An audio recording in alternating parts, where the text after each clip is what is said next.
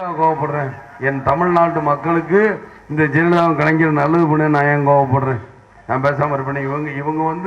இவங்க கோவப்படுத்துறாங்க. அதை செய்யறேன் இதை செய்யறேன்னு எதையுமே செய்யறதில்ல.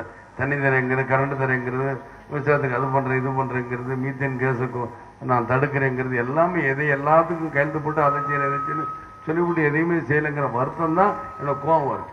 இதனால என்ன, சாதாரண நாய் கூட ஏதாவது பல் அப்படிங்குது, அதுக்கே கோவம் வரும்போது மனுஷனுக்கு கோவம் வராதான்? என்னையே இது சாதாரண எல்லா மனுஷனுக்கும் கோவம் வருதானே? இது நான் என்ன கேட்குறேன், ஏதாவது திருடுத்தேன் அப்படின்னா நீங்க கேட்குற நியாயம் இருக்கு. ஒரு விஜயகாந்த் ஏதாவது, ஆனா இவருக்கு அவங்களோட்டு யாரையோ பேசுறேன்னா இவருக்கு அவங்களோட்டுன்னா எனக்கு தான் அவங்களோட்டு.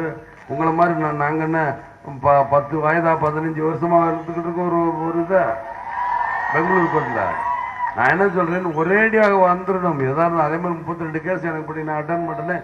எனக்கு மட்டும் நான் ஏதாவது கோர்ட்டுக்கு ஒரேடி உடனே பிடிவா ரெண்டுமால, இவங்க மாத்திரம் அட்டன் பண்ண மாட்டாங்களா? பிடிவா ரெண்டாலாம் என்ன